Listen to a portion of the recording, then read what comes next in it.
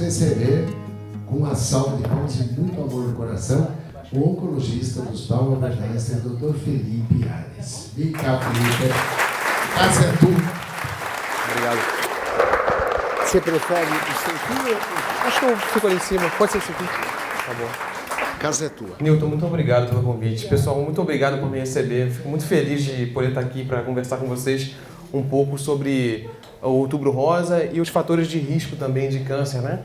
Eu fico aqui em cima? Melhor, né? Porque o pessoal lá no fundo me vê que eu não sou tão alto assim, né? Gente, então, a gente sempre fala muito de câncer de mama no Outubro Rosa, é um tema extremamente importante, né? Que é uma doença comum nas mulheres.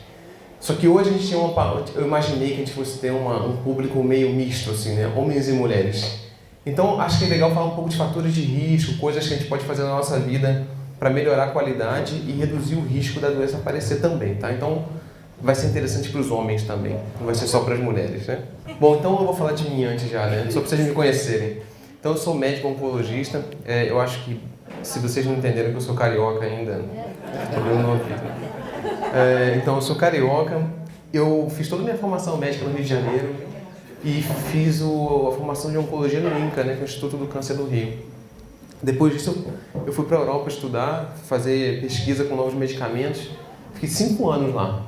Então, os primeiros 2 anos eu fiquei na França, estudei bastante medicamentos para câncer de pele, melanoma, é o câncer daquela pinta preta da pele. E foi uma coisa super interessante, porque naquele momento não tinha nenhum medicamento que funcionasse muito bem. E eu vi aparecer vários novos medicamentos, e hoje estão muito melhores do que estavam lá em 2009. E depois eu fui para a Bélgica e trabalhei com câncer de mama há 3 anos. Então, voltei aqui para o Brasil em 2014, e desde então vim para São Paulo. Tá. Então, agora eu estou aqui trabalhando no Einstein. Então, vamos falar um pouco dos fatores de risco de câncer e do Outubro Rosa, né? Essa palestra foi inspirada na minha tia. Sabe que você vai na festa de família e ela fica perguntando tudo, assim, esse sal rosa aqui dá câncer? Isso aqui dá câncer? Isso não dá? Aí você tem que ficar respondendo se dá câncer ou não dá câncer. Então, é para a gente entender o que dá câncer e o que não dá câncer. Como a gente entende os fatores de risco, entende o que dá para modificar e entende também que tem coisas que não dão para a gente modificar. Que a gente está sujeito a fatores de risco porque a gente vive no planeta Terra, né? E a gente está cheio de coisas em volta da gente que vão causar dano no nosso DNA. E isso pode levar a câncer no futuro, mesmo que a gente tome todos os cuidados. Mas a gente tomando os cuidados reduz o risco, tá? Então vamos lá, eu vou falar a primeira parte. Essa aqui é uma aula que eu dei para médico mesmo. Então eu vou pular as partes chatas, assim, vou só na parte que interessa mesmo. Tá? Então a gente primeiro, para entender o que dá câncer e o que não dá câncer, tem que entender que o câncer vem da célula, né? Que é a menor parte do corpo humano. E essa aqui é uma representação da célula, ela é inteira na realidade, ela está cortada. E o câncer vem do problema do núcleo. O núcleo da célula é onde estão todas as informações para fazer todos os componentes celulares, né? Como se fosse o livro de instrução da vida. Tá? E a célula obedece os comandos do núcleo, né? Essas instruções estão escritas no DNA, que a gente escuta sempre, né? Provavelmente a gente já viu essa imagem aqui, que é o cromossomo. Ele fica enroladinho, tem uma fita, essa fita é como se fossem várias páginas de livros, onde estão as instruções para fazer as diversas partes do nosso corpo. Tá? E o gene é aquela parte que dá uma instrução. Então, ao comparando, seria o DNA inteiro é um livro e o gene é a página onde está a instrução para aquela coisa que você quer fazer naquele momento. Tá?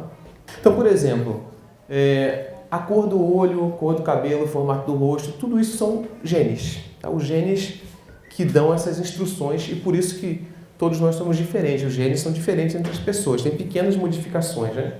Então tem coisas que são fáceis de a gente ver, que são cor do olho, por exemplo. Coisas mais raras, tipo grupo sanguíneo, grupo A, B e tal. Tudo isso é o gene que dá a instrução, cada pessoa de um jeito diferente.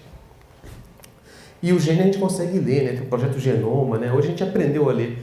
O corpo humano tem 30 mil genes. 20 mil a 30 mil genes. É muita coisa, né? E a gente escreve como ATCG, aquela coisa do projeto Genoma, né? No começo a gente conseguia escrever o livro inteiro, né? O problema é que a gente não conhecia a língua ainda, né? Então imagina você tem um livro num egípcio antigo, assim, que você não sabe assim, descrever o que está escrito ali. E é isso que a gente está aprendendo nesse momento. A gente já tem o livro, estamos aprendendo a ler o livro agora, tá? E é uma coisa, isso aqui eu boto para apavorar os estudantes, né? É porque é pequeno, né? Dá para ler tudo, dá, olha aqui o tamanho. Vai muito mais do que isso, né? É um trabalho gigantesco ler esse livro todo. E todos os seres vivos que nos cercam, eles têm DNA e eles seguem essas mesmas regras. Acho que talvez essa seja a coisa mais bonita de entender isso, né? O DNA numa planta pode ser lido pela sua célula, porque a regra é a mesma, né? Então faz a gente, assim, talvez remeter ao passado, onde todo mundo veio, todos os seres vivos vieram do mesmo organismo, né? Então liga a gente a todos os seres do planeta, assim, essa coisa da regra do DNA, como que uma coisa interpreta e tal. Uma mosca é de um jeito porque ela tem um grupo de genes diferentes dos nossos, né? A árvore é de um jeito porque ela tem genes, são instruções diferentes. Mas a regra para construir uma árvore é a mesma regra para construir um corpo humano. Tá? Em todos os seres que existem nesse planeta, né? Muito bem. Isso aqui são detalhes da expressão genética, só para mostrar que, assim, são coisas diversas. Quando você faz um gene, ele faz uma proteína, que é o que dá a cor do cabelo, cor do olho e tal. O gene é a instrução, digamos assim, mal comparando, a instrução para construir um carro, e o que você quer no final é o carro, né? Então o carro seria a proteína depois disso feito, né? Então tem várias coisas que você faz dessa maneira. Por exemplo, um anticorpo. Você tem uma infecção viral, o teu corpo tem que produzir um anticorpo contra aquele vírus, ele dá uma ordem para o DNA e ele produz um anticorpo, tá? Isso aqui é uma insulina. Você comeu açúcar, o açúcar tem que entrar nas células, a célula produz insulina da mesma maneira, tá? Esse aqui é um canal de sódio, que é uma coisa para regular quanto que entra de sal e quanto que sai de sal da célula, tá? E aqui uma hemoglobina, que é aquela parte vermelha do sangue que carrega oxigênio. Todas essas substâncias, qualquer coisa do corpo passa por essa coisa do DNA, RNA e tal, tá? E o câncer, ele vem de um problema do DNA, tá? O DNA da célula ele vai sendo danificado ao longo do tempo. É natural que a gente receba danos do mundo, tá? O planeta Terra, onde habitamos, tem radônio. O radônio emite radiação. 60% da radiação que a gente toma na vida vem do planeta Terra. 20% da radiação vem do espaço cósmico. Parece uma coisa meio espacial, né? Você está aqui, passa radiação cósmica, passa. Tá vindo lá de outras estrelas, dos outros mundos, sei lá. Tá? Mesmo com a camada de ozônio, com o campo magnético, passa radiação cósmica na gente. Tá? O oxigênio tem radical livre, vai fazendo lesão do DNA ao longo da vida. Tá? E a gente pode acelerar isso com nossos hábitos ou reduzir essas lesões com os nossos hábitos. Tá?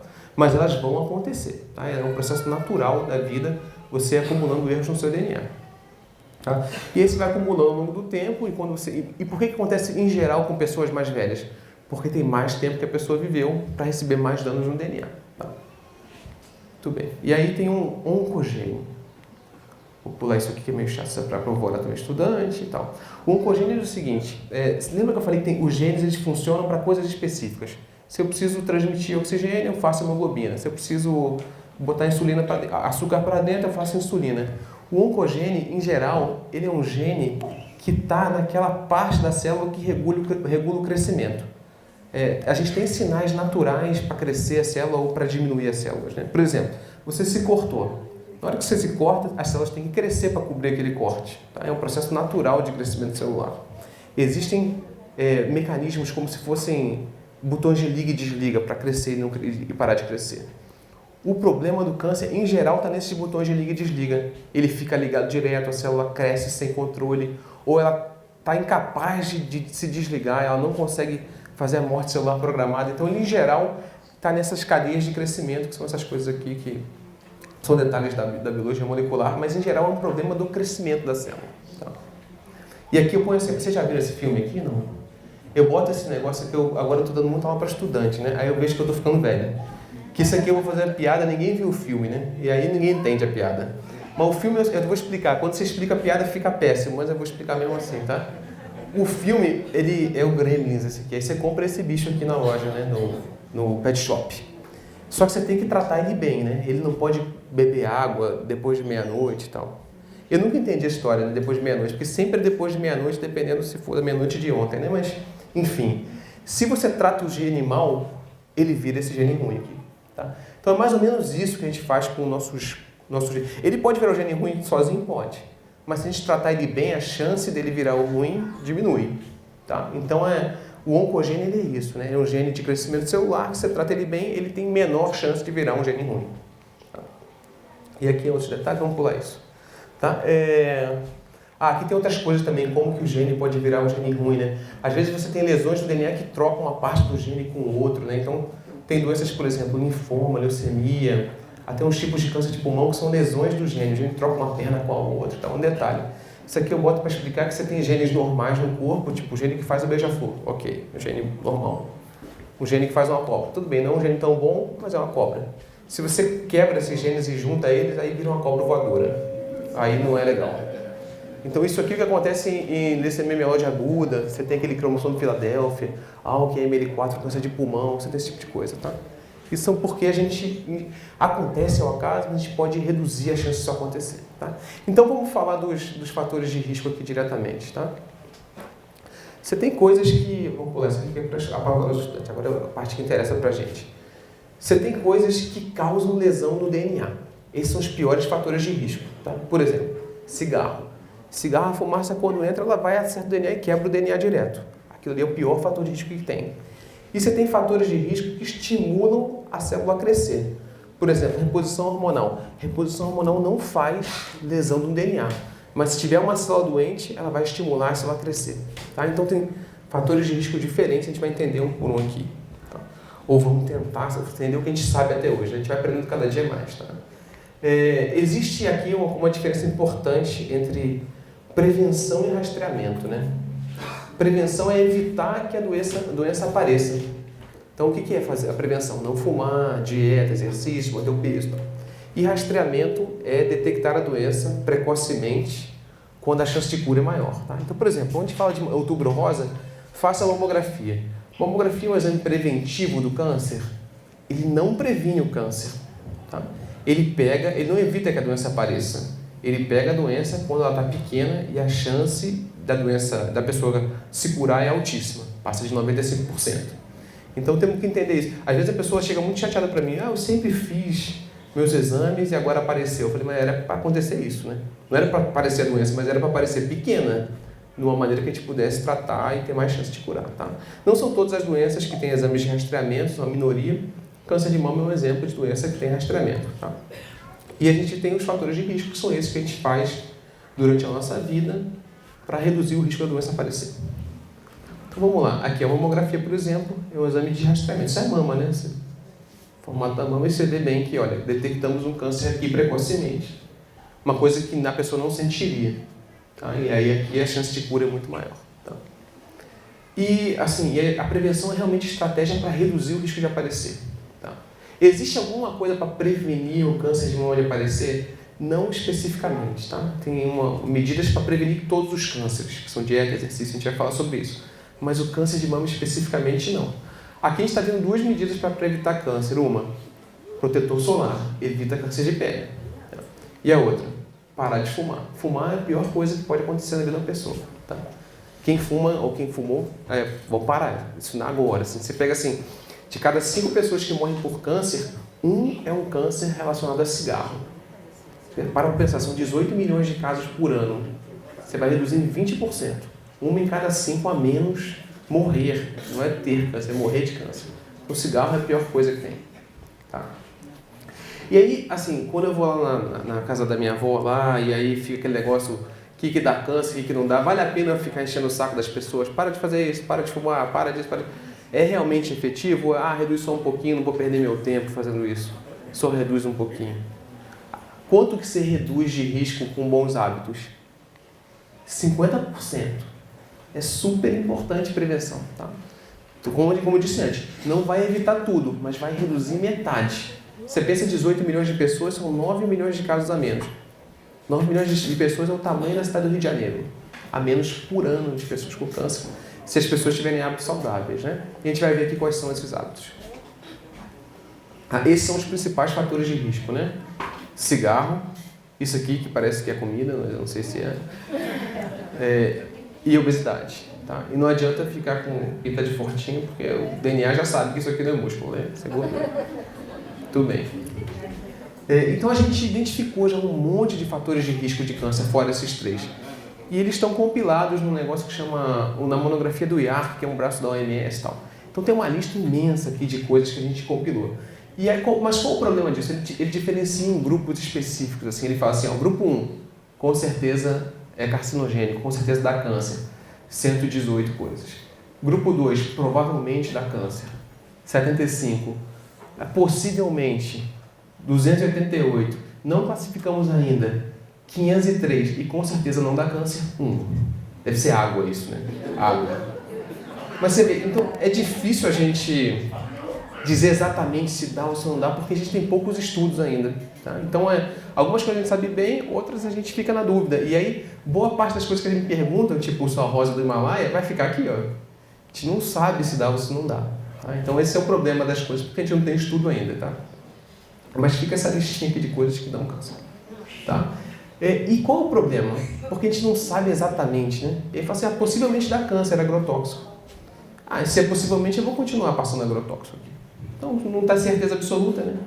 Então, você para pensar, o cara passa um avião assim com agrotóxico na plantação, morre tudo.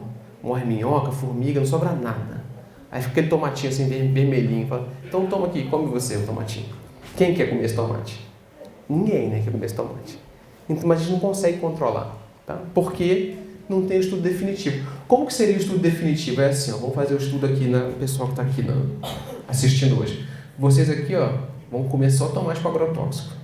E você vai comer só comida orgânica. E a gente vai ver se vai dar mais câncer nesse pessoal aqui. O que vai acontecer com esse estudo? Ninguém vai comer. O pessoal vai todo para cá, assim, vai ficar vazio esse lado aqui. Então não tem como a gente saber tudo com detalhes, mas parece que é. Então a gente tem que controlar. Tá? Isso aqui, o agrotóxico, é um desses exemplos. Né? Boa parte das coisas não estão comprovadas ainda com certeza absoluta, mas é meio óbvio. Né? Agora, o que a gente sabe com certeza absoluta? Tabaco. Tabaco não tem dúvida, né? 21% das mortes são causadas pelo tabaco. E aí o pessoal fala muito assim, mas essas coisas naturais não tem problema, né? Ervas naturais. Tá. O tabaco é a folha do tabaco. É a fumaça da folha. Não tem nenhum agente, um processo químico nesse meio do caminho. É só a folha. O cancerígeno está aqui na folha. Tá? Então é extremamente cancerígeno. Tá? E qualquer forma de tabaco, né?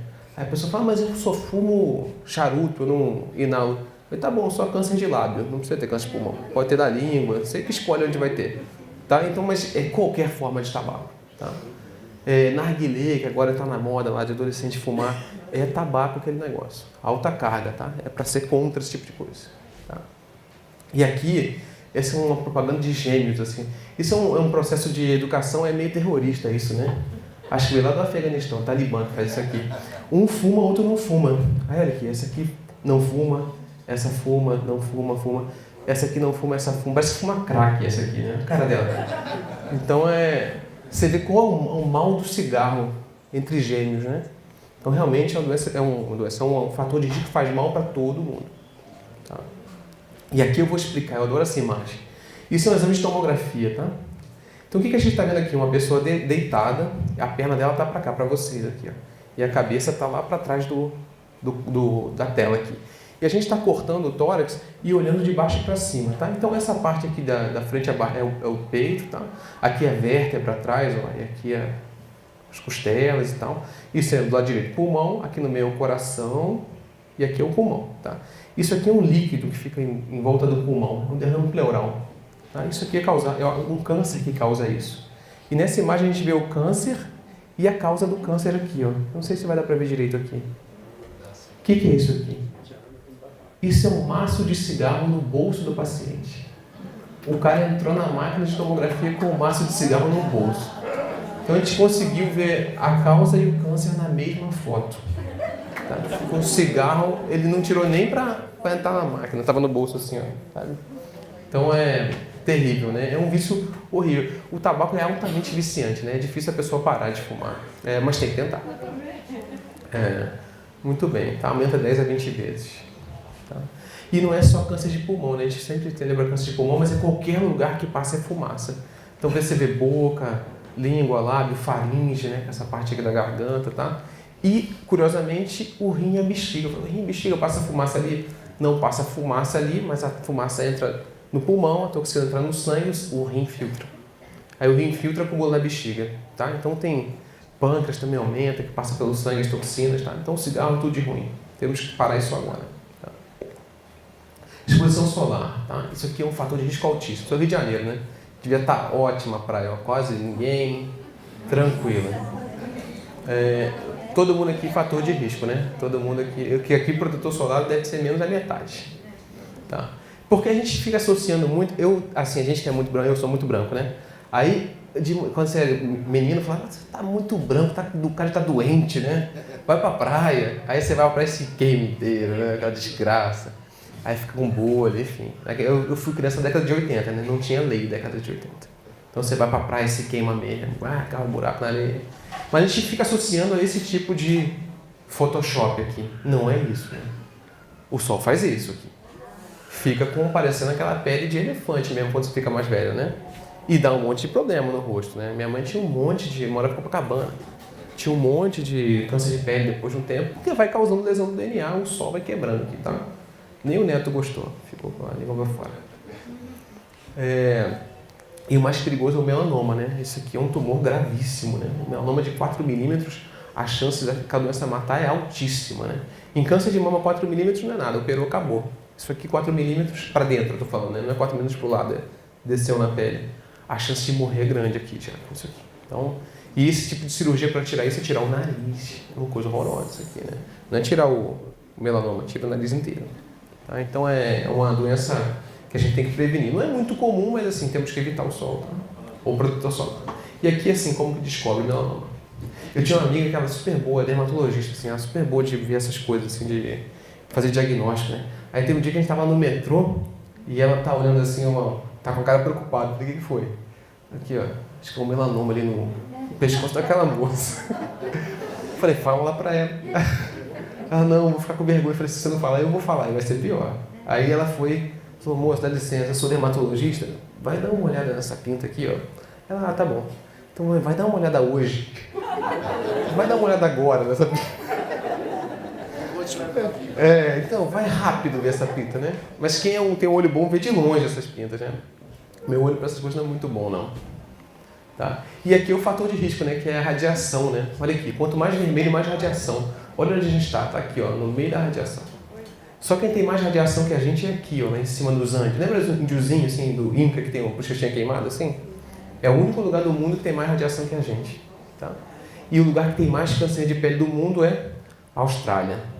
Os caras vieram daqui, ó, que não tem nem radiação, bando de branquelão, tipo eu, e pega sol. E aí todo mundo câncer de pele lá. Então aqui é muito câncer de pele. Tá? E aqui, qual a profissão desse sujeito? Quem sabe? Motorista. Acertaram de cara. Por que é motorista? Só pega sol de um lado. Olha o efeito do sol. Tá? É dramático. Assim. Todo mundo vai passar protetor solar, né? A gente sai agora. E aqui é uma pessoa se expondo ao sol, uma menina, né? Não é essa aqui, é essa aqui, ó. Estão vendo? Aí, ó. Isso é um dia só de praia, né? Tem um dia de praia aqui e depois vai estar lá dentro, né? Vai acabar com as férias da pessoa, né? Apavorado. Muito bem. E obviamente câmera, esse negócio de raio UV, por exemplo, bronzeamento artificial, é a mesma radiação, só que artificial faz mal. No Brasil é proibido isso hoje, tá? Não pode. Tá. E a exposição solar é aquela que quem foi criança na década de 80, tipo eu, já tomou, né? Que é a exposição intermitente, né? Esse que é pior, né? O cara vai no final de semana, se queima, aí descasca, vai no outro, se queima. Essa é pior, não é aquela que é todo dia, né? Tá. Muito bem. Aqui é um outro fator de risco, e esse aqui é importante para câncer de mama, tá? Em particular, atividade física, dieta e obesidade são fatores de risco importantíssimos para doenças relativas ao hormônio. Então, câncer de mama, ovário, útero, endométrio que eu estou falando, né? A pele do útero, e próstata são super sensíveis a estrogênios, a hormônios, tá? E exercício físico é fundamental para isso, porque quando o tecido gorduroso, ele produz um pouco de hormônios. Então, esses hormônios podem estimular no futuro. Não é uma coisa assim dramática, mas está relacionado a um pouquinho de aumento, tá? Isso aqui é só para comparar, né? Que é o 99, bom. E a gente tem estudos muito claros demonstrando redução de risco. De 25% em quem faz mais exercício e quem não faz. 25% é 1 em cada 4. Você pode reduzir um caso em cada 4 fazendo exercício físico.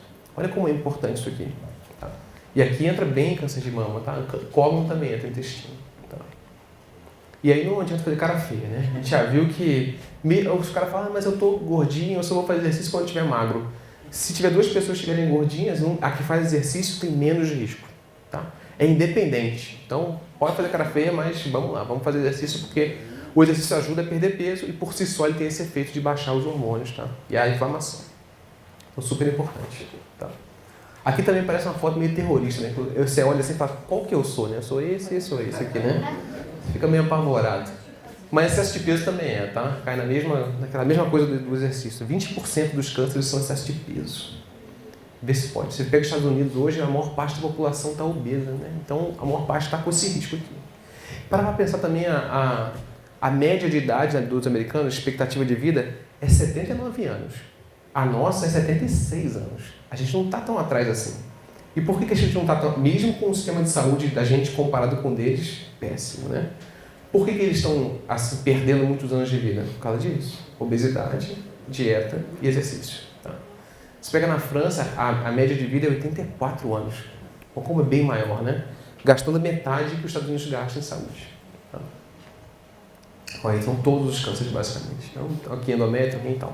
Mama, importante.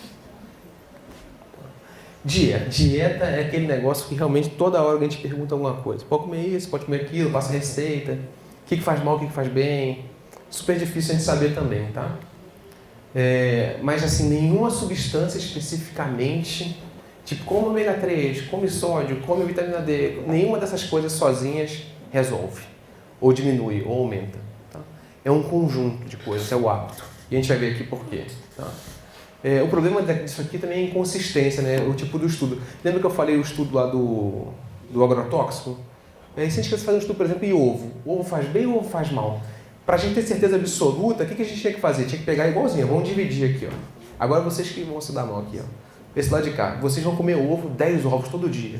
E vocês não vão comer ovo nenhum. O que vai acontecer? E, assim, hábitos de vida igual, exercício igual, peso igual, tudo igual, menos ovo. Ovo vocês comem 10 e você não come nada. O que acontece com esse estudo?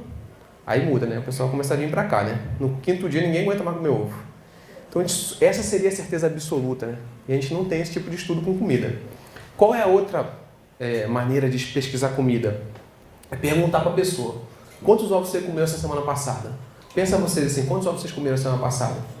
Ninguém sabe isso. Comeu macarrão? Tem ovo, macarrão. Quantos? E pasta, tem ovo. E semana a outra, 2 atrás? E um mês atrás? E 5 meses atrás? Ninguém sabe isso. Então, quando você vê estudo de dieta, é sempre assim, faz bem e faz mal. Aí depois faz bem de novo. Colesterol. O ovo é um exemplo típico, né? Café, faz mal, faz bem, faz mal. Toda hora alguém acha uma coisa diferente porque fica nesse estudo de lembrar. Ah, você lembra, você não lembra? Então é difícil a gente saber. Como que a gente sabe bem essas coisas? Não é a substância especificamente, é o hábito. O hábito a gente sabe com certeza. Por exemplo, você chega no shopping center, aí na tua frente tem um restaurante japonês, aqui tem um hambúrguer e aqui tem um restaurante italiano. Você sabe onde você vai. Todo mundo aqui sabe. Você pode ir nos 3 até, né? Mas o primeiro você sabe. E esse hábito é consistente, você faz isso de maneira mais frequente. Então a gente consegue saber pelo hábito alimentar. Tá? Então vamos ver primeiro os estudos que deram negativos para substâncias específicas e depois qual é o hábito bom de alimentação. Aqui eu estudo a carne de unicórnio, aquele negócio. Vocês comem carne de unicórnio, vocês não comem, enfim. Não vai dar certo esse estudo. Tá? Então o que a gente sabe? Dietas gordurosas são relacionadas a fatores... são piores, né? Muita gordura, muita carne, esse tipo de coisa vai mal. Tá? Isso a gente sabe bem. Tá? E aqui o churrasquinho de gato? Faz bem ou faz mal? Isso a gente sabe que faz mal. Por quê? A única coisa que a gente sabe que faz mal é defumado e carne processada. Saiu até na OMS, né? Mas olha só, não faz tão mal. Se saiu na OMS, faz mal, o pessoal acha que é igual cigarro, né? Que vai comer um bacon e vai... Não é isso, né? Se fumar, então morre fulminada. Pá, fuma o bacon, morre para trás. Isso aqui não. Isso aumenta o risco de câncer. Tá? E não é a substância especificamente, é o processo. A fumaça produz substâncias estranhas, né? Que é hidrocarbonetos heterocíclicos e nitrosaminas. Isso é fator de risco. Mas eu só como salmão defumado. Tá bom, é defumado igualzinho. Não é tão saudável assim como você acha salmão defumado. Tudo que é defumado faz mal, tá? Salsicha, linguiça, presunto. Tem gente que chora quando eu falo isso. Gente, calma. É só um alerta isso, tá? Isso é um alerta para quem? Para aquele cara que acorda de manhã, come bacon no café da manhã, almoça hambúrguer e janta churrasco. Esse aí, de repente, tem que dar uma maneirada. Agora, você vai ali como cachorro quente de vez em quando, não vai dar problema nenhum, tá? O aumento de risco é pequeno, mas ele está presente. A gente tem que saber, tá? É só para poder escolher, escolhe outra coisa. Mas se não puder, também não tem problema. Ah, vai na feijoada, vai ficar catando? Não, come, não tem problema nenhum, tá? É só para maneirar o hábito, tá? E aqui o churrasco é a mesma coisa. Eu vou dar uma faculdade de medicina, os caras ficam discutindo, não, professor, não é possível. Eu falei, gente, não adianta discutir comigo, não fui eu que inventei esse negócio. Estou te dando dados, os caras quase choram, né? Ai, meu churrasco, meu Deus do céu. Eu falei, não. Ah, tá bom. Ah, nossa, vai ficar alto, hein? Tá. Desculpa a gente lá atrás, eu não tô vendo. Me avisem, hein? Tá? E aí, fruta? Aí vem o cara, não, então já que é defumado faz mal, vamos comer só fruta agora, né? Aí se você tentar só fruta, dá errado também. Baixa o risco em 1% só. O cara que come só fruta, né? Pô, por que eu vou comer fruta então? Vou ficar no defumado ainda. Então, a pessoa, pra que eu vou ficar sofrendo, né? Vou no churrasco, né? Então, 1%. Ó. E eu estudo com 500 mil pessoas, né? Não nem para falar, não, o estudo foi ruim, tinha pouca gente, né? Foi 500 mil pessoas. Tá? Aí tem uma coisa, não, agora eu falei uma bobagem, tem uma coisa que a gente sabe que faz bem, tomate. O cara fica, a gente fica insistindo, né? Insistindo, até achar alguma coisa. O tomate tem um negócio que chama licopeno, que é um fator de inibidor de crescimento de vaso sanguíneo. Então o tomate reduz risco de câncer de próstata. Reduz assim, ó, mínimo. O cara vai comer só tomate agora, né? É um tomate por dia, se alguém quiser seguir a dieta do licopeno, mas não precisa, né? É muito pequena a redução de risco, tá? Justamente. Põe junto, né? Não é tomate. Também você fala isso e a pessoa fica achando que é remédio. É tomate, tá? Não é remédio, gente. Não precisa ficar assim, agora eu vou usar tomate todo dia, né? Não é tomate só. Leite teve uma época que achavam que fazia mal, porque você põe leite em células no laboratório e aí dava alterações cancerígenas em células de ovário de rato. Olha o que a pessoa está extrapolando, né? Por que dá alteração no laboratório, na célula do ovário do rato? Acha que dá câncer em seres humanos, né? Olha só o que tamanho da diferença, né? Depois foram investigar e na realidade não tem nenhum problema leite para seres humanos, tá? Então a vaca, ela é totalmente inocente, ela não tem culpa disso, tá? Fizeram 8 estudos depois, tá? Com leite e tal. Porque fica esse negócio também, né? Que a gente tem que falar de crueldade animal, de consumo em excesso, tudo isso a gente tem que conversar, né? Mas você cria um pouco de culpa no cara que come carne, bebe leite, né? Aí fica, você tem chifre, você precisa desse cálcio todo que a vaca tem e tal. Então, não é por aí, né? Pode comer com tranquilidade, usar o leite, não tem nenhum problema. Tá? Fibra também. Fibra é bom para doença cardiovascular, para câncer isoladamente não foi visto. Tá? E essa dieta aqui a gente sabe que faz mal. Tá? A dieta do açúcar. O açúcar é uma coisa que todo mundo fala o tempo todo que faz mal. Tá?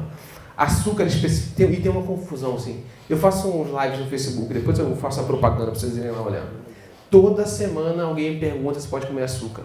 E existe uma confusão entre açúcar, carboidrato e glicose. Então tem que entender isso aqui. É bom a gente até parar para conversar isso, porque esse é um tema polêmico. Carboidrato e açúcar é igual, é sinônimo, é a mesma palavra. Tá? Só que carboidrato é o nome técnico e açúcar é o nome popular. Tá? Carboidrato significa carbono e água, CH2O. Tá? Esse é o principal combustível do corpo humano e o principal combustível dos seres vivos, o carboidrato. Né? E a glicose é um carboidrato de 6 carbonos, C6H12O6. Essa substância não causa câncer, tá? Açúcar não causa câncer especificamente. A relação é indireta. Por quê? Se você come um monte de bobagem dessa, você engorda, e obesidade é fator de risco para câncer, porque a gordura do seu corpo inflama o seu corpo e produz hormônios, e aí sim é fator de risco, tá?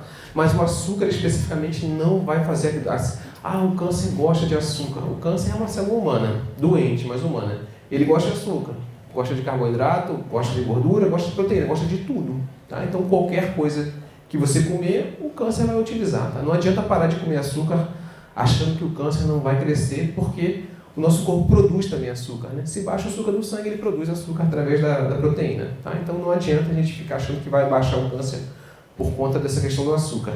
Aí sempre vem alguém depois, esse é o argumento seguinte: mas eu fiz o PET é açúcar marcado, e o açúcar foi para dentro do tumor. Falei, ótimo, é isso mesmo.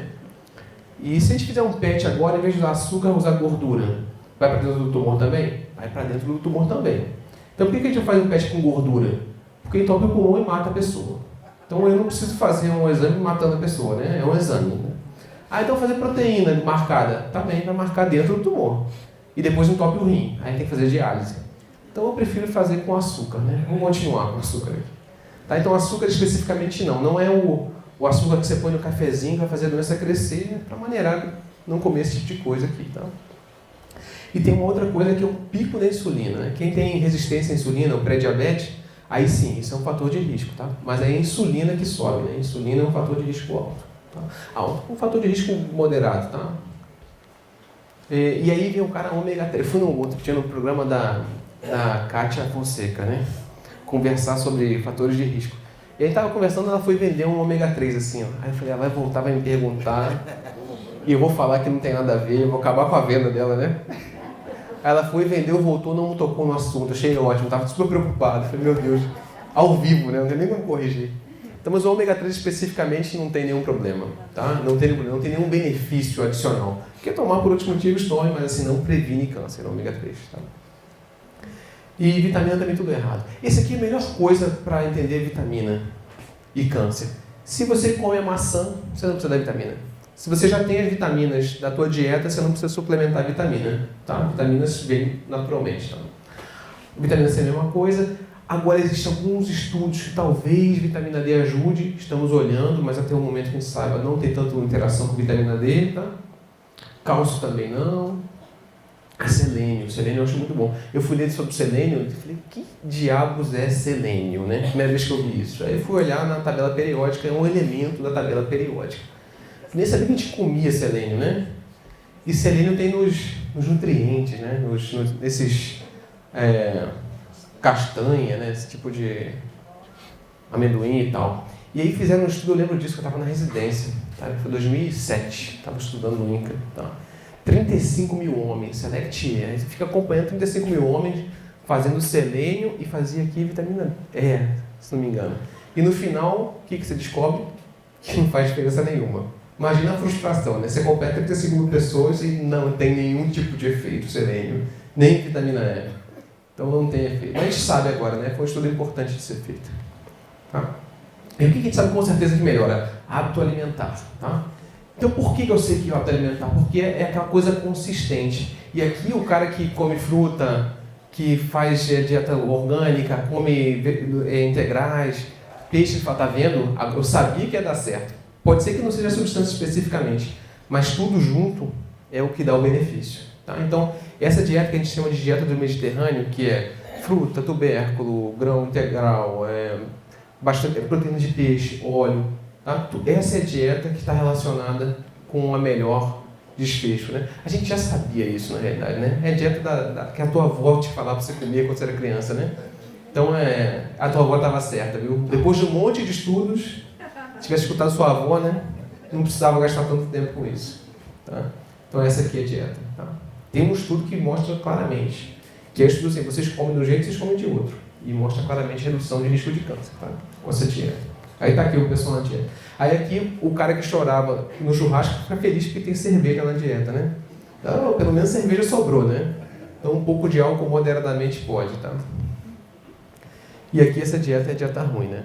Que é o embutido e tal. É a porcaria, né? Todo mundo já sabe isso aqui. Tá? E aqui tem aqui também agora o cara chora também, né? Qualquer dose de álcool está relacionada com um pequeno aumento de câncer. Qualquer dose. Aí o pessoal fala, mas isso não reduz o risco de doença cardiovascular? Reduz. Agora tu vai ter que escolher. O que você tem mais medo? Porque é assim aqui.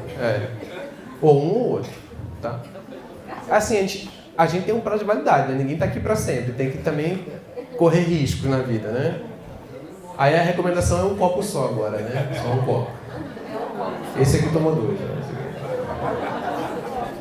Tá bom. E tem uma coisa super importante que a gente esquece. Vírus. Vírus é um fator de risco importante para câncer. Para alguns tipos específicos, tá? Então o HPV é o principal fator de risco para câncer do colo uterino. Tá? Então tá aqui o HPV. HPV novamente, tá? E é um vírus de transmissão sexual, né? Na realidade não é transmissão sexual, é transmissão por contato de pele, tá? Então não é fluidos sexuais, mas é contato. Tá? Então todo o períneo está exposto, tá? Então realmente esse aqui é um vírus importante. Como que a gente acaba com essa doença daqui a 30 anos? Vacinando. Vacinas são das coisas mais fantásticas que a medicina descobriu até hoje, ou fez. Você vacinando some com esse vírus aqui. E a gente já vacina. O Brasil vacina muito bem as pessoas. Tá? A gente reclama do SUS e tal, só que a gente tem que elogiar quando é bom. Isso aqui é bom. E a gente vacina menino e menina, né? Tem vários países do mundo que vacinam só menina, como se só desse HPV em menina. Em homem também pode dar câncer de pênis, canal anal, câncer de boca. Tá? Então, vacinando isso aqui, essas crianças, some essa doença. A gente tem que desaparecer com ela do planeta daqui a 30 anos. Tá? É uma vacina extremamente eficaz. Tem uma onda hoje de pessoas antivacinadoras, isso é uma bobagem, tá? Vacinas são super seguras e não tem nenhum tipo de problema vacina, né? Teve um dia que eu tive uma discussão e estava esse negócio de vacina, não vacina. Aí eu falei, vamos fazer um estudo científico agora. Quem aqui vacinou gotinha? Aí as pessoas levantam a mão, assim. É contra a poliomielite, né? Quem aqui teve polio? Ninguém. Então tá claro, né? Que não funciona o negócio, tá? Então, muito bem. Então, vacinação é fantástica, tá? E tem outros vírus, hepatite C, hepatite B, pode causar câncer de fígado, tá? Não é muito comum no Brasil, porque a gente tem menos vírus C do que outros países do mundo, mas na China é super comum câncer de fígado por hepatite C, porque o vírus é muito comum naquela região. Tá? E o HIV, a gente sempre lembra de sarcoma de Kaposi, esse tipo de coisa, mas o HIV ele baixa a imunidade. Então, quem tem HIV descontrolado tem mais chance de qualquer tipo de câncer, tá? Descontrolado. Controlado, normal. Tá? Hoje a gente tem vários medicamentos para controlar e assim... Enfim, assim, curiosamente não assusta mais as pessoas, os adolescentes, né? Eu, quando na década de 80, a gente era apavorado com isso, né? A epidemia tinha começado, então tinha pânico total. E hoje, e as pessoas morriam, a gente não tinha remédio, né? Hoje, como a gente não vê mais ninguém morrendo, parece que as pessoas relaxaram com isso, tá? Mas continua sendo uma doença complicada, sem cura, mas com remédio a gente controla. Então, por um lado é bom que a gente controla, e por outro lado as pessoas estão relaxando o negócio do contato, né? Então, como conclusão aqui, o que a gente pode fazer para a nossa vida? Não fumar. Primeira coisa, tá? Manter a atividade física, peso saudável, a dieta rica em frutas, vegetais e grãos integrais, limitar o consumo de álcool, botei limitar, não botei evitar, que aí deixa na escolha das pessoas, né? Proteger doença sexualmente transmissível, evitar o sol e fazer os exames de rastreamento habitualmente. Tá? Os exames que a gente sabe que evitam ou previnem ou diagnosticam precocemente o câncer. Tá? E antes de terminar, agora a minha propaganda, né? Eu tenho uma página no Facebook, tá? Eu converso, põe matéria todo dia, foto, terça-feira à noite tem um live, a gente conversa, a pessoa manda pergunta, a gente responde, porque ele não responde todas, porque são muitas, assim, né? Tem gente que fica meio chateada, que nunca responde minha pergunta, são 400 perguntas, né? Não dá para responder tudo. Mas a gente faz um compilado, tá? São algumas matérias, fotos, eu ponho e tal. Então, vai lá dar uma olhadinha, é meu nome, né? Felipe Aires. Tá? Botei do adoçante. Adoçante a gente não falou, né? Adoçante não tem problema, tá? Adoçante é seguro. O adoçante, quando eu vejo essas lendas, assim, eu vou lá estudar de onde veio, porque veio de algum lugar, ninguém inventou esse treco, né? Todos, né? Sempre tem alguém que faz uns... né?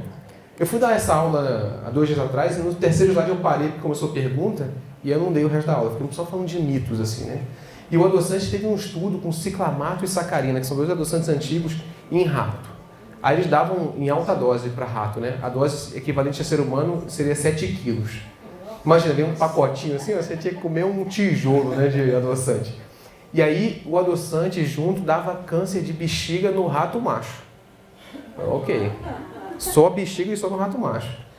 E aí algum bonito achou, vamos botar na embalagem que pode dar câncer? Vamos, botaram em pânico total. Ficou esse negócio durante de 81 até 2000 ficou isso nas embalagens. E alguém falou, gente, chega, né, vamos tirar. Não dá câncer de seres humanos. Tiraram, só que aí ficou a lenda, né? Então adoçantes são seguros. Não, todos eles. Acho que nos Estados Unidos não pode ciclamato ainda.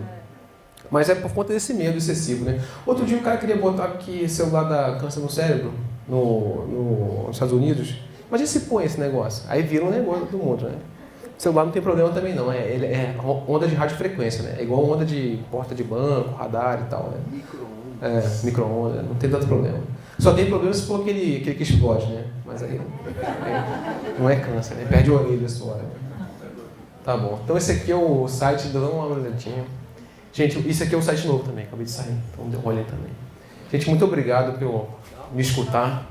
Se tiver alguma dúvida, estou à disposição para responder aqui. Obrigado.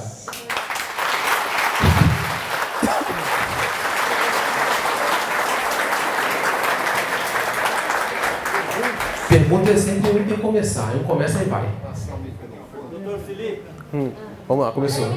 Eu vou responder, eu vou refazer a pergunta para vocês escutarem, vai. Não, você faz a pergunta e eu repito aqui, a pessoa escuta. Uma opinião, um estudo falado pela Nete Guimarães a respeito da... Ela disse que nós temos o segundo cérebro que foi descoberto recentemente. E ele está localizado no intestino. Por quê? Então a pergunta foi sobre esse segundo cérebro que estaria localizado no intestino, né? Explica por quê e gostaria da sua opinião. Tá. Ela disse que... Bom dia. Ela disse que tudo está tangente, tudo está modificado. Então não se sabe bem o que se faz bem e o que se faz mal hoje. Por que o intestino? Porque nós temos a necessidade das bactérias. Eu não entendo, vou tentar falar o que ela disse. E as bactérias já não são mais alimentadas como antes, porque está tudo tangente, tudo modificado. E segundo ela, eu ouvindo muito Newton, ela vai parar, nutrir o núcleo da célula através da proteína. Então, essa proteína que é levada nessa célula também está modificada. Pode ser temeroso, mas eu gostaria da sua opinião. Essa é uma questão que está sendo super estudada hoje. É um tema que chama hot topic, todo mundo quer estudar isso agora. A primeira coisa quanto ao transgênico. O transgênico é difícil a gente falar especificamente como grupo como um todo, porque transgênico não é uma substância. O transgênico é um método, né? É uma maneira de modificar os alimentos. E modificar os alimentos por si só não é mal de cara, porque a gente já modifica os alimentos ao longo da história, só que de maneira natural, né? A gente vai se cruzando vacas maiores, uvas sem caroço, isso é tudo modificações que a gente escolhe, né? Então eu vi outro dia uma pintura de uma melancia cortada, a melancia antiga tinha gomo na melancia, né? Quem que quer uma melancia com gomo? Eles foram tirando essas melancias só botando as melancias maiores. Então, o transgênico por si só talvez não seja um problema, né? Porque depende do que você faz. Você faz um transgênico que é para a casca do tomate ficar mais dura, talvez não dê nenhum problema. Agora, você faz um transgênico para ter mais hormônio, talvez tenha problema. Então, a gente precisa saber qual é a modificação que está sendo feita. Então, é difícil a gente falar como um todo do transgênico. Mas essa questão das bactérias intestinais, isso é uma coisa que está sendo fantástica, né? É um conhecimento, curiosamente, que veio da veterinária. Que eles viam que os cachorros que tinham problemas de diarreia, baixa imunidade, é meio nojento isso, né? Eles faziam um transplante de fezes. Eles pegavam o cocôzinho de um cachorro saudável e davam para o doente comer. E aí as bactérias do cocô desse saudável cresciam no intestino do doente. E eles melhoravam. E a gente está vendo que... E a gente começou a fazer isso com seres humanos. Não comer, gente, pelo amor de Deus, né? É uma cápsula. E dava para quem tinha diarreia por Clostridium, né? E, por favor, não mastiguem a cápsula, né? Engole direto. E aí a bactéria boa, ela cobria o intestino, que a gente tem bactérias normais no intestino, né? Então melhorava bastante essa coisa de diarreia com Clostridium. E hoje a gente está vendo que a imunoterapia, que é um tratamento que aumenta a imunidade, ela tem relação com as bactérias também. Tem um grupo de bactérias que faz esses remédios funcionarem melhor. Como que isso vai ser utilizado para frente, a gente não sabe ainda. Tem um congresso só disso hoje, né? Então a gente não está... Acho que é Mycobacterium bifidum. Né? Essa bactéria parece que está ajudando em alguns tipos de tratamento. Vai ser por aí no futuro, a gente está aprendendo isso. Tá? Mas é um tema super importante. Eu não tenho como te dar uma resposta específica hoje, talvez você me convida daqui uns 2 anos, né? Aí eu te respondo com atualizações disso aí, mas não temos ainda uma resposta precisa. Mas é por aí, tem alguma coisa da interação da gente com o mundo e com as bactérias que fazem parte do nosso corpo.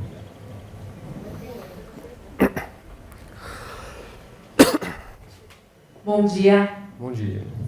Eu sou da biologia, mas mais voltado para pequenos, né? E a gente, às vezes, entra com peixe, né, para felinos, né, junto com o veterinário. E tem alguns veterinários comentando, né, a gente acaba dando ou peixe da feira, ou às vezes quem gosta de dar o atum, pede-se para dar em óleo, conservado em óleo, não em água. Por quê? A questão dos peixes precisarem estar sendo pescados cada vez mais longe da costa por causa de metais pesados. Eu não sei se tem algum estudo relacionado com mutação de célula, porque assim, mercúrio, alumínio, né, o que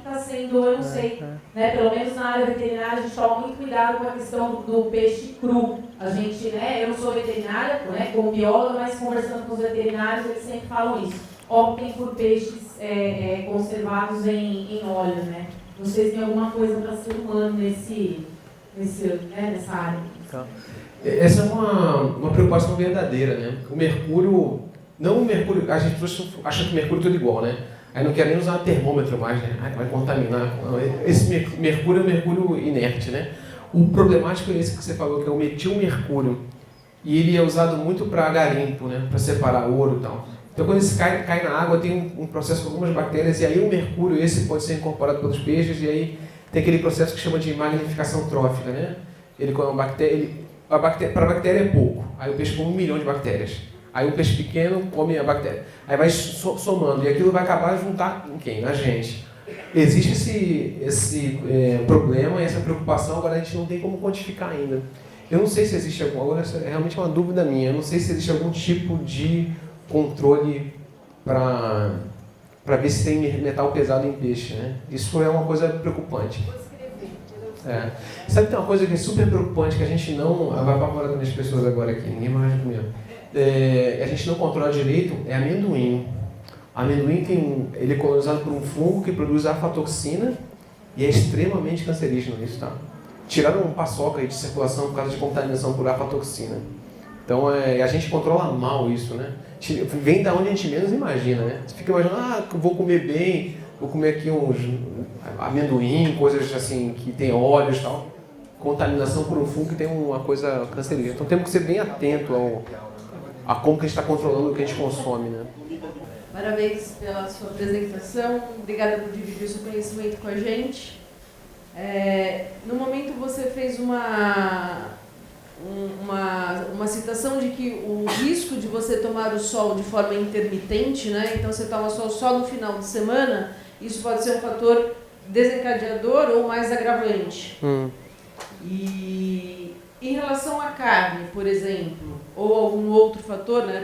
No meu caso eu vejo a carne como uma coisa mais específica. Eu fui vegana, quem sabe, por uns 15 anos. A reintrodução da carne pode ter sido um fator desencadeador, ou esse aspecto de igual em relação ao sol não tem nenhuma influência? Reapresentar pode ter sido agressivo? Não, isso é pouco provável. Pouco provável, porque esses fatores, eles são fatores que vão causando inflamação crônica.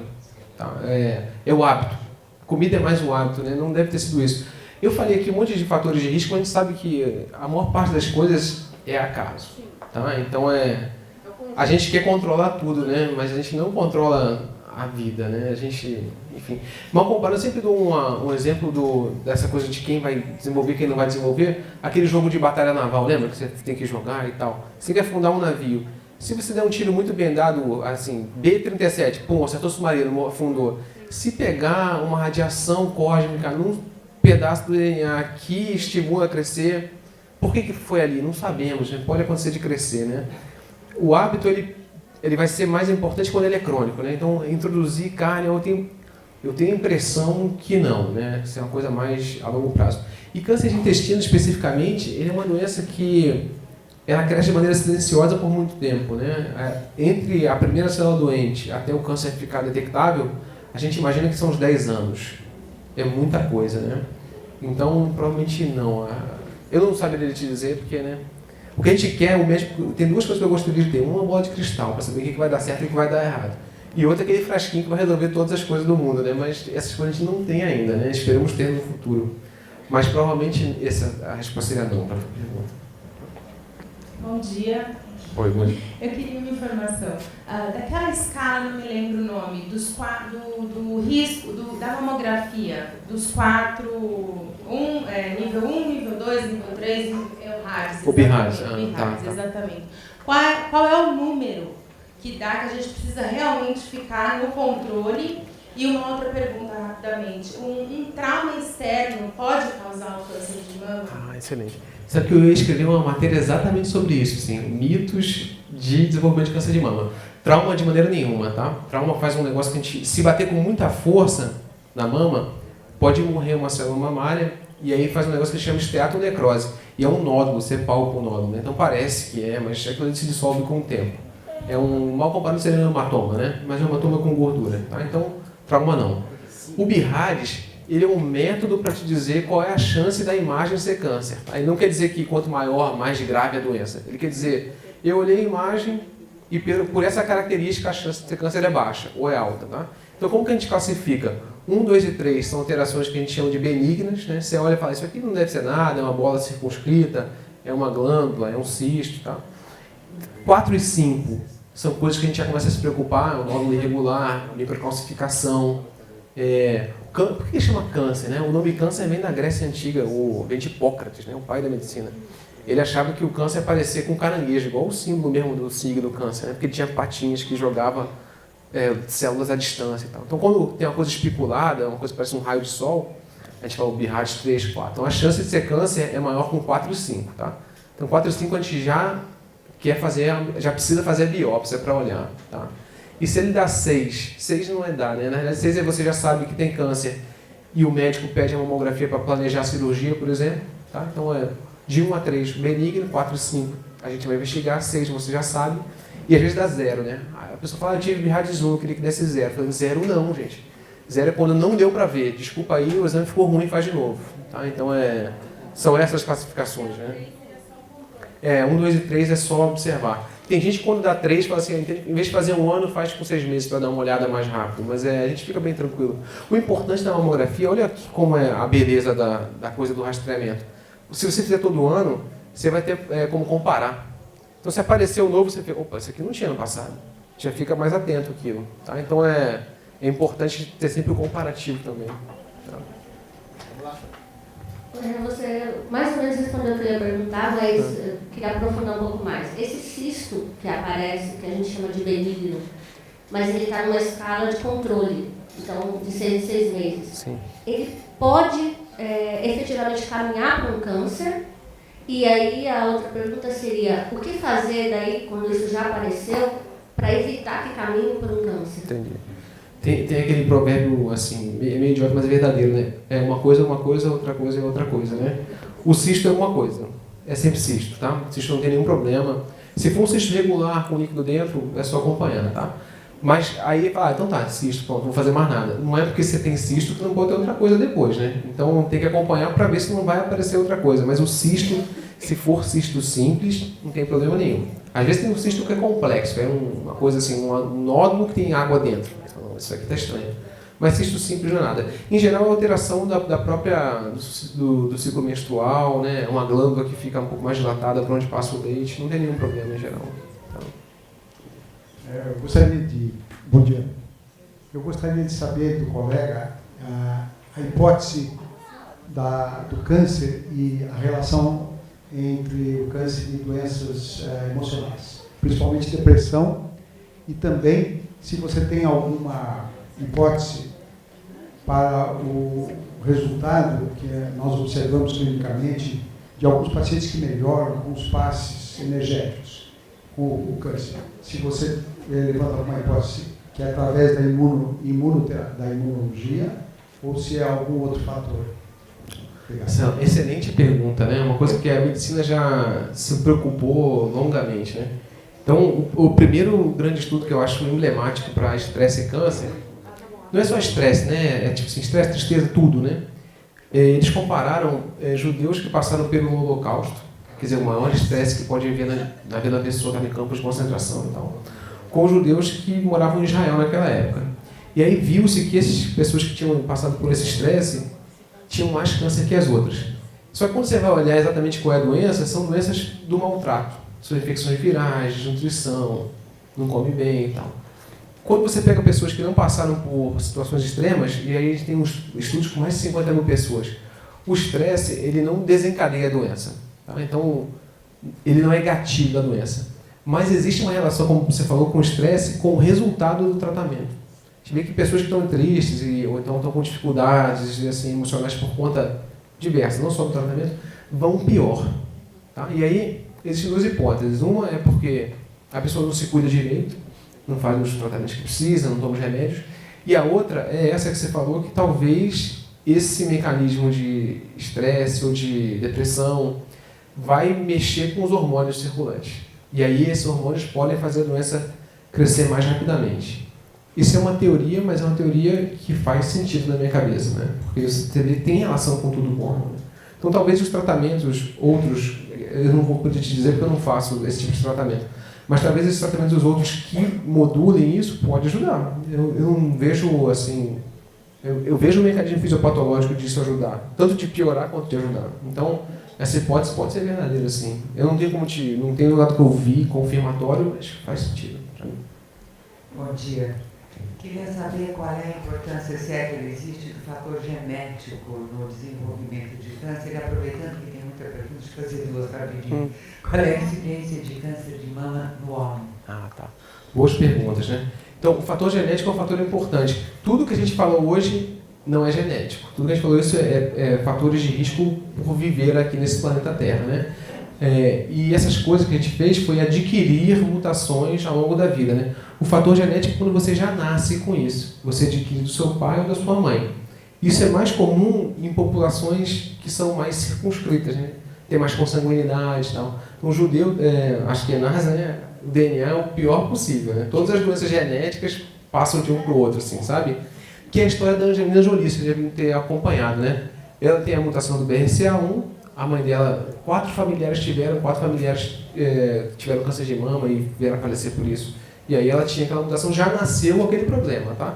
Isso é a minoria dos casos. A gente estima que 5 a 10% só das pessoas que têm câncer são cânceres que vêm do pai e da mãe e tal. Mas a gente consegue razoavelmente traçar, porque a história familiar é rica, né? Minha mãe teve, minha tia, e a gente sabe quais tipos de câncer. A gente consegue, inclusive, dar um chute de onde é o erro do DNA. Tem o BRCA1, BRCA2, P53, tem outros tipos de genes, se eu não me engano, o VHL. Tem vários genes que são relacionados com tipos de câncer específicos. Mas a gente sabe bem, assim, a gente consegue traçar para trás, porque vê a história familiar grande disso aí. E a outra pergunta foi de mama em homem. Mama em homem existe, é mais raro, a gente estima que é 1% dos cânceres de mama são em homem. E, assim, eu tive muito poucos pacientes, tive 2 ou 3. Para mim é uma coisa muito curiosa, porque os remédios funcionam da mesma maneira. Você faz um bloqueador de estrogênio no homem, que é o hormônio feminino, né? Funciona tão bem quanto. É super estranho isso. O prognóstico, o tratamento, o resultado é igual de homem e mulher, tá? Só que em homem é mais raro. Só qual o problema com o homem, né? Por que o homem acaba que tem um resultado pior de tratamento? Porque o sujeito nem se liga, né? Palpa um nódulo na mão, não é nada isso aqui, daqui a pouco some. A mulher palpa um nódulo já está no consultório, né? Daqui a 10 minutos, né? Então, e a gente é meio, a gente não se cuida tão bem, né? Eu sei que eu sou homem também, né? Mas é igual, se você pegar assim, câncer de mama, mesmo tamanho da mulher, mesmo tamanho do homem, mesmo tratamento, tudo funciona igual, tá? Tudo funciona igual. Minha mãe teve câncer de mama 14 anos atrás. Sim. Só fez rádio, foi curada. Cirurgia? Cirurgia e rádio. E aí, há 2 anos atrás, voltou na pleura.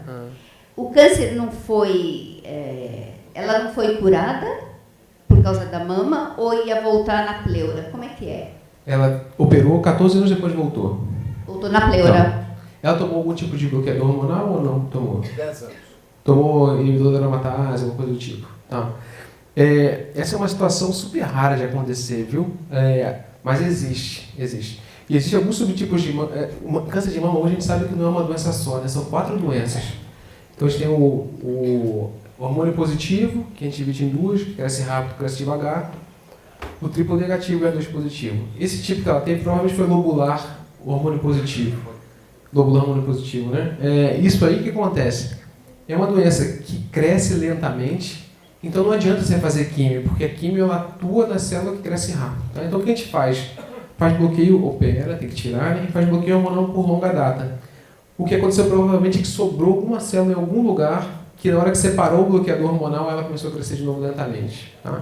Hoje a gente tem visto que tem algumas pessoas que têm essa que a gente chama de recidiva à distância. E é justamente esse tipo, assim, que você olha e fala, é um câncer que não cresce muito rápido, meio bobo, mas às vezes compensa a gente manter o bloqueio por mais tempo. Né? Então hoje tem estudos que bloqueiam até por 15 anos.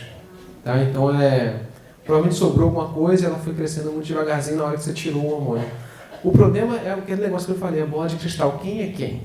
Eu não sei quem é quem. Então, se a gente fizer para todo mundo, vai ter gente que vai tomar remédio à toa, vai ter gente que vai tomar e vai voltar mesmo assim, vai ter gente que vai resolver o problema. Quem é quem é um grande problema hoje, né? Então, a medicina está evoluindo, os estudos vão numa direção onde você está procurando no DNA do tumor saber se a chance de voltar é grande, pequena. Temos alguns testes já para isso, mas não está no ponto de bala ainda. Assim, sabe? Ajuda, mas não resolveu. E existe esse fator imprevisibilidade da vida. Né? Quem tem mais 14 anos depois a doença ia voltar? Mas deve ser a mesma doença. Ela deve estar tomando bloqueador hormonal, provavelmente. Faleceu disso? Entendi. Também já tinha 85 anos, Ah, não entendi. quis fazer química. Entendi. Em geral, a gente tem que ponderar. O tratamento não pode ser pior que a doença. Né? Então, se a pessoa com 85 anos você faz química, você piora muito a vida da pessoa. Né? Talvez fosse tentar com outros métodos e tal. Mas a gente sabe que, sim, uma hora todos nós iremos. Né? Faz parte do ser vivo, ser humano, esse capítulo final aí. Obrigada. Bom dia, Felipe. Eu, além de colega, sou médica ginecologista, sou médica acupunturista e já tive câncer de mama em 2016. Né? E tem se estudado muito na medicina chinesa o conhecimento que cada órgão ele altera dependendo das emoções. E estudando a epigenética desde 1983, né, um dos cientistas foi o Bruce Lipton, ele estuda a influência, né, dessa parte do ambiente emocional, inclusive, né, dando câncer. Eu tive curiosidade com as minhas pacientes que tiveram câncer de mama, né, como eu tive também, eu tive curiosidade na pesquisa. O que de emoção mais evidente elas tiveram antes de ter o câncer de mama? E bateu numa emoção muito comum, olha, quase 100% delas, talvez, foi pouco, né, o material que eu tive, que era a desilusão. Como o câncer de mama, a mama ela é doadora de leite, quando a mulher doa o seu amor e ela não é correspondida em certo momento, essa emoção começa a ser muito comum. Pode ser coincidência, mas, olha, quase 100% dos pacientes tiveram câncer de mama, inclusive eu também, por esse motivo.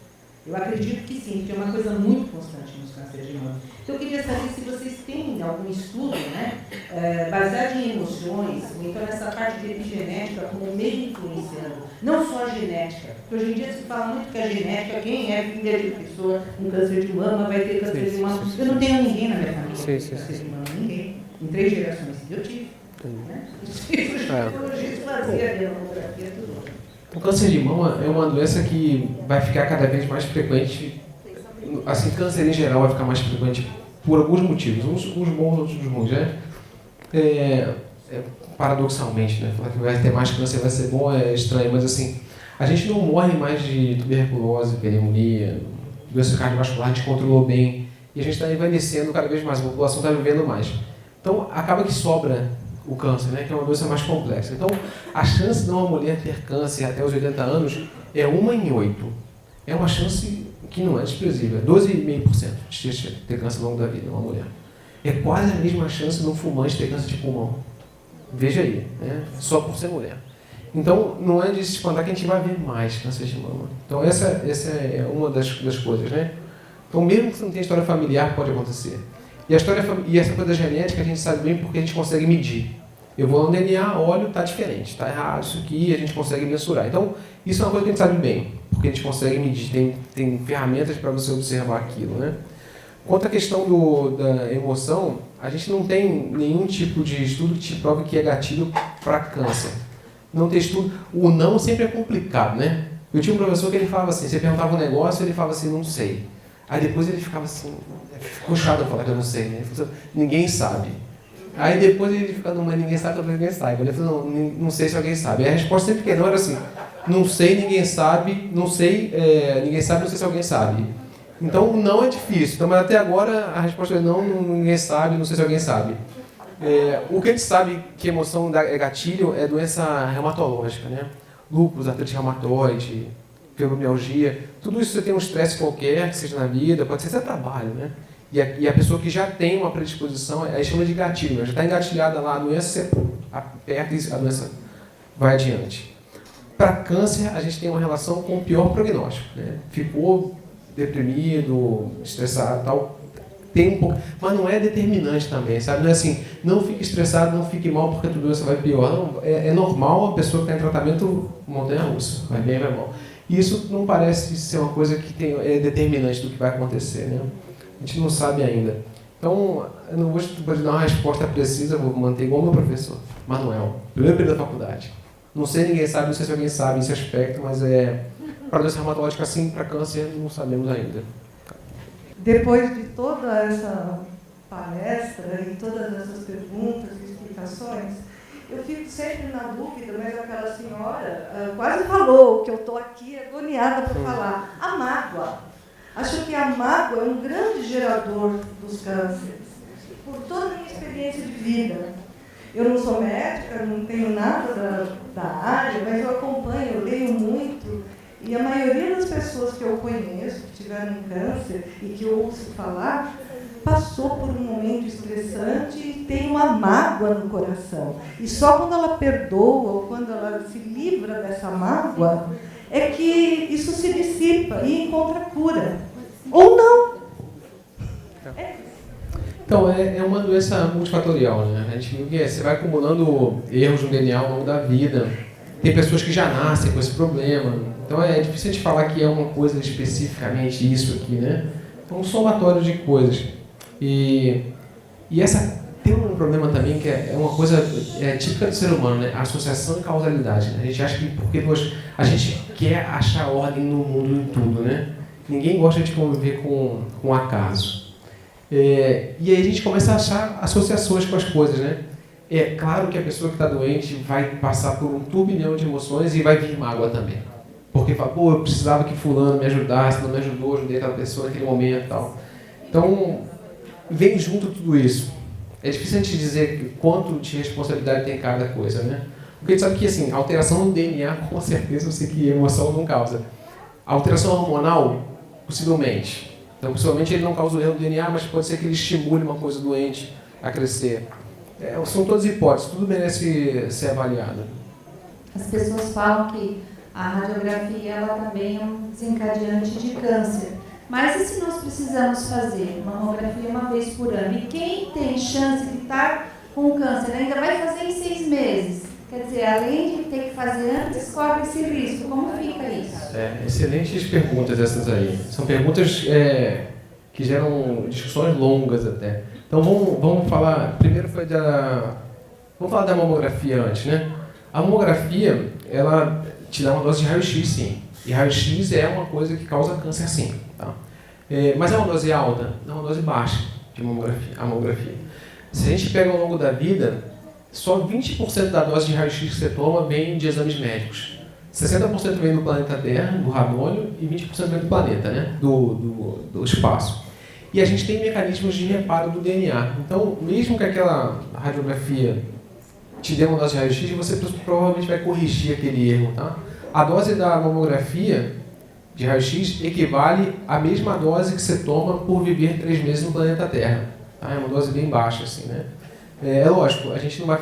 Por isso que a gente também não faz todo dia a mamografia, né? Você vai fazer uma vez por ano porque vai acabar errando, vai dar mais radiação e tal. Então, a gente não tem que se preocupar muito com a dose da mamografia nem de raio-x de exames de diagnóstico quando bem indicados, tá? Agora, a gente tem que se preocupar com a calibração da máquina, se as máquinas estão corretas, estão dando o mínimo de radiação necessário, tá? Isso é uma coisa super importante. Como na dieta, né? A gente tem que falar sobre crueldade animal? Tem que falar sobre isso, né? Mas não pode falar assim, então ninguém come mais carne no mundo. Aí, assim, vamos falar sobre a dose da radiação da mamografia, tem que ser reduzida, então. A menor dose possível, tá? Mas e a gente vê também, uma coisa que deixa a gente tranquilo é que se tem estudos, ou você olha, assim, por exemplo, a incidência de câncer, a mortalidade por câncer de mama na Inglaterra, Suécia, Noruega, Dinamarca e França, na hora que você implanta a mamografia, cai assim, ó. Nos anos seguintes, você começa a ver menos mulheres morrendo por câncer de mama. Então, mesmo que cause câncer uma ou outra, mas você vê no grosso das pessoas, aquilo reduz mortalidade, então vale super a pena. Enquanto você vê assim, Colômbia, Equador e Brasil, faz assim a mortalidade. A gente está cobrindo 6% da população hoje. 6%. 94% das mulheres não estão fazendo mamografia no Brasil. A reposição hormonal, então, o hormônio que você toma, ele não causa lesões no DNA, tá? Então, ele é um potencializador de câncer, sim. Agora, é um causador grave, não é um causador grave, tá? Qual seria o problema? Você ter uma célula doente, está ali meio, eu vou ficar doente, vou crescer, não vou, e aí você estimula, vai crescer com hormônio, aí ela vai e cresce, tá? Então é uma célula doente que cresce estimulada por hormônio. O risco é grande, ele aumenta em 2% por ano, mais ou menos, tá? Então A gente não gosta, eu, assim, um oncologista não gosto de dar hormônio de nenhuma maneira, assim, na pós-menopausa. Mas se é muito ruim o efeito da entrada na menopausa, tem estudos que te provam que com pouco tempo seria até razoável, 2, 3 anos, fazer reposição hormonal. O problema é o seguinte, você faz 2, 3 anos, você para, você volta naquela situação anterior, né? Você está só postergando o início desse problema. Talvez tentar outras técnicas, tipo relaxamento, acupuntura, tem outros medicamentos que você pode usar para... O fogacho é uma coisa, que é aquela onda de calor, né? Aquilo é horrível, né? A pessoa está parada e começa a suar, então às vezes eu uso medicamentos nos meus pacientes para melhorar esse tipo de coisa, né? Mas acaba que você vai ter que passar por aquilo cedo ou tarde, porque mesmo na hora que você para a reposição hormonal, aquilo ali vai voltar, tá? Tem uma dúvida que não veio aqui, mas é que vem na seguida dessa aí. A reposição hormonal aumenta câncer. E pílula anticoncepcional? É hormônio, aumenta? Pílula não aumenta câncer. Por que não aumenta câncer? Porque a pílula substitui o hormônio. Você não está dando hormônio a mais. Na hora que a mulher toma o hormônio, ele é dado na mesma dose que o ovário produz, né? Aí você toma um comprimido, o ovário percebe, já tem hormônio suficiente, não vou fabricar. Aí o ovário dorme. Esse é o efeito anticoncepcional, botar o ovário para dormir. E o nível hormonal ele fica igual, porque vai substituindo um pelo outro, tá? Então, pílula, com as pílulas atuais, né? Década de 70 não, era uma bomba de estrógeno ali, né? Mas hoje não tem nenhum problema a pílula anticoncepcional, tá? A reposição sim, aumenta um pouquinho. Bom dia. Minha mãe foi diagnosticada com câncer no pulmão esse ano. Eu associo ao cigarro, porque ela fumou a vida inteira, mas a psicóloga dela e até a médica dizem também que tem essa parte da tristeza, porque ela sofreu durante a vida toda. Enfim, eu não associo a isso, mas eu queria só uma confirmação. E outra coisa, ela operou e tirou uma parte do pulmão. E aí, essa semana, o médico informou que ela não vai precisar fazer nem químio, nem rádio. Mas aí eu fico com receio, com medo, porque como ela não vai fazer químio, nem rádio, as chances de voltar não são maiores ou não? Você entendeu? Porque ele falou assim, que o caso dela específico, a cirurgia já resolveu. E vai ser acompanhada, obviamente, por um tempo. Mas aí eu fiquei com esse receio, eu pesquisei um pouco. Tá. Então, são duas questões aí. Uma é o fator de risco, que causou isso. E a outra é o estadiamento, qual é o tamanho da doença e que tratamento a gente faz para cada doença, né? Câncer de pulmão, quem fumou, eu vou te dizer que 99% das vezes vai ser o cigarro mesmo, tá? Existem alguns tipos de testes que você faz no tumor para mutações específicas, tipo que eu mostrei aqui a cobra e o passarinho ali. Que aí não, aí é o acaso mesmo, né? Mas em geral é cigarro, tá? 90% dos cânceres de pulmão são cigarro, 10% são mutações. Então, eu vou te dizer com certeza absoluta que a gente teria que olhar o DNA, mas as chances de ser cigarro, tá? E a outra é que tipo de tratamento a gente faz para cada doença. Então, quanto menor a doença, menos tratamento a gente precisa. A gente pode resolver com um tratamento mais simples. Em geral, com o pulmão, quando a gente faz só cirurgia, é que a doença está só no pulmão, não está no gânglio, né? Às vezes é mais fácil entender mama e axila, né? Quando a câncer sai da mama vai para a axila. No pulmão também tem um gânglio de defesa, que é aqui no mediastino, que é essa parte do meio do tórax, tá? Se não pega nesse gânglio, a quimioterapia ela não aumenta a chance de cura, tá? Ela só aumenta a chance de cura quando pega o gânglio. A gente já fez esse teste. Se você der para o grupo ou não der para o grupo, o tratamento não faz diferença. Então você vai dar um tratamento que é meio dureza, meio tóxico, a troco de não ganhar nada a respeito disso, então a gente acaba não fazendo quando esse estadio 2, né? Quando é o estadio 3, que é com gânglio, aí a gente já começa a fazer. Inclusive, agora no Congresso Europeu, saiu um remédio novo que triplica a chance de cura. Está assim hoje na medicina, sabe? Triplicando as coisas. Antes você ganhava 1 mês, 2 meses de vida, agora você triplica o tempo de sobrevida, triplica quanto tempo a pessoa fica em controle sem trocar medicamento. Então, mas para estadio 2 ainda você não precisa fazer nada, só a cirurgia é capaz de resolver. Mas dá uma olhadinha se é estadio 2 mesmo. Assim, se não tinha gânglio comprometido. Em geral é isso. Oi, eu queria... Oi. Você falou a respeito de câncer, você relacionou com obesidade. Então, para mim é uma novidade realmente, porque eu conheço um monte de pessoas obesas, inclusive com obesidade mórbida, né? Mas eu tinha essa preocupação mais em relação à pressão alta, a infarto, a derrame. Com câncer, para mim, realmente é uma novidade. Eu queria que você conversasse a respeito disso e em proporção, né? Qual o prejuízo muito grande para essas pessoas a longo prazo para eu poder estar orientando. Obrigada. Então, a obesidade realmente é mais fácil você relacionar com entupimento de artérias, com esse tipo de coisa, porque tem mais relação, efetivamente, né? Gordura, o que é o infarto, o que é o derrame? São obstruções dos vasos sanguíneos, né? Então a pessoa que tem a dieta desregrada, obesa, aquele vaso vai enchendo de gordura e acaba que entope, tá? Então isso é bem simples de a gente entender. Tá? Pressão alta também, porque se você tem um coração que está bombeando sangue para 80 quilos, quando você está com 180 quilos, ele tem que bombear com muito mais força. Então a pressão tem que ser mais alta, tá? Diabetes, da mesma maneira, tá?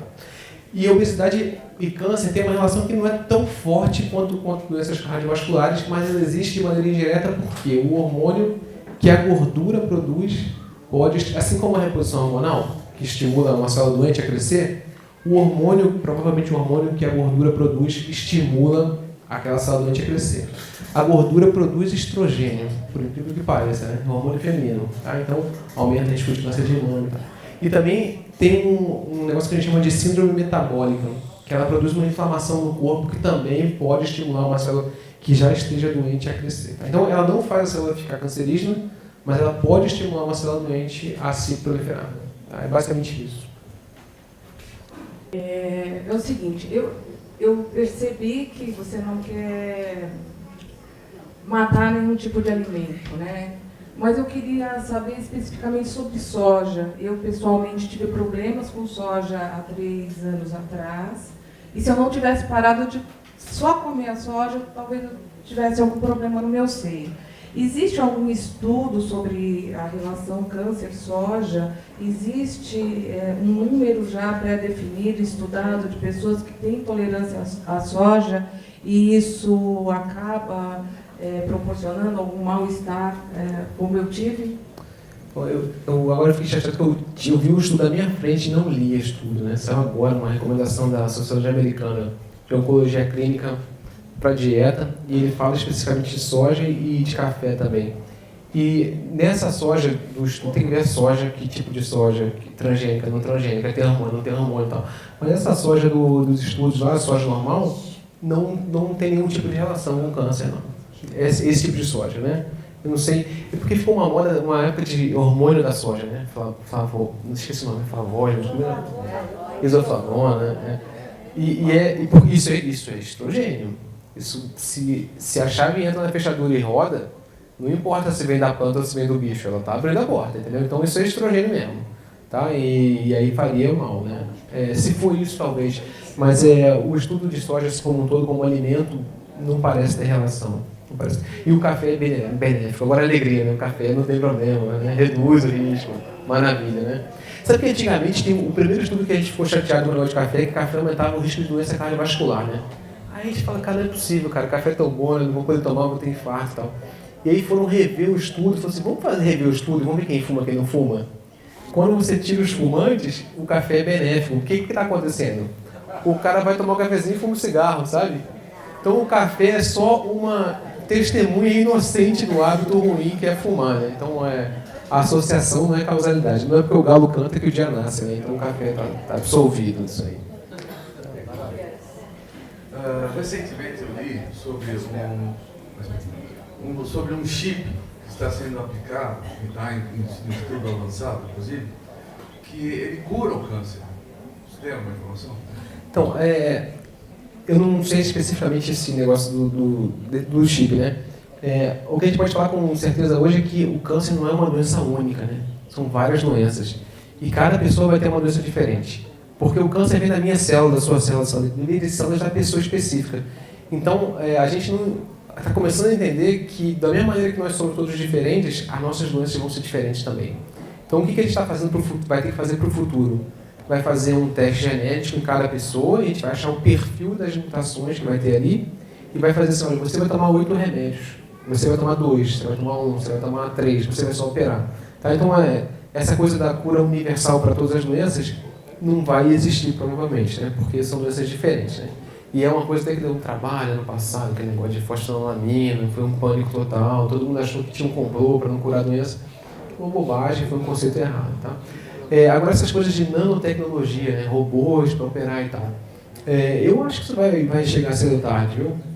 Já tem alguns tipos de bactérias magnéticas, você consegue direcionar a bactéria para dentro da célula. Então talvez a gente consiga fazer isso no futuro, né? E os remédios hoje já tem alguns que são bombas teleguiadas. São negócios fantásticos. Você descobre, hoje a gente tem uma tecnologia que chama CAR-T-cell, né?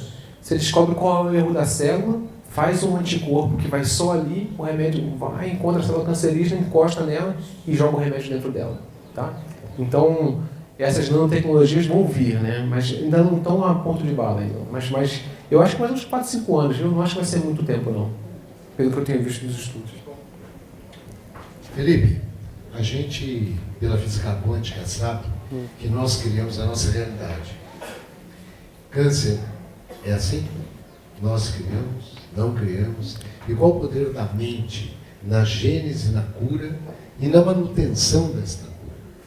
Eu acho que a gente pode criar, ou não criar, ou pelo menos facilitar por conta dos nossos hábitos. Assim, né? Então, a gente policiar os hábitos é uma coisa que a gente pode fazer e pode reduzir, né?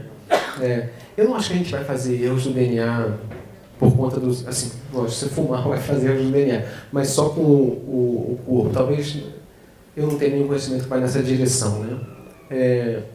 E a gente tem um papel ativo no nosso tratamento, né? É importante a pessoa ir atrás do... Se a pessoa não vem, não dá certo, né? Como é que essa coisa da fé para um médico que não é religioso, ativo, essa coisa da religiosidade, da espiritualidade, não é? Então, eu sempre falo isso, assim, né? Que quando eu estava no INCA, as pessoas queriam me perguntar qual você reza, você não reza, qual a sua religião. Eu falei, cara, olha só, tudo que vier para ajudar é bem-vindo. Você faça o que você quiser, se vier para ajudar é bem-vindo. Eu não tenho nenhum tipo de resistência, pelo contrário, eu até incentivo, encorajo que seja feita esse tipo de abordagem. Todo mundo que vier para ajudar, venha. Acho que é por aí. Não tem que uma pessoa ser dona, uma pessoa ser o principal. Todo mundo faz parte, né? O maior interessado no tratamento é o paciente, né? Então o paciente que vai se cercar das pessoas que ele acha que vão ajudar ou que julga que estão ajudando, né? Então, o médico é uma dessas pessoas, né? O cuidador, a família é super importante, né? Outros profissionais de saúde são super importantes. Então, eu não acho que a gente está nessa... Pelo menos eu não trabalho dessa maneira, centralizando em mim, né? Eu falo assim, eu sou um médico aqui, viu? Você me liga se você precisar, na hora que você precisar. Mas, assim, um familiar vai precisar me liga. Eu vou precisar falar com o familiar, eu vou pegar a informação dos outros. É uma troca, uma grande troca, né? Então, cada um tem o seu papel e todo mundo que vier para ajudar é bem-vindo.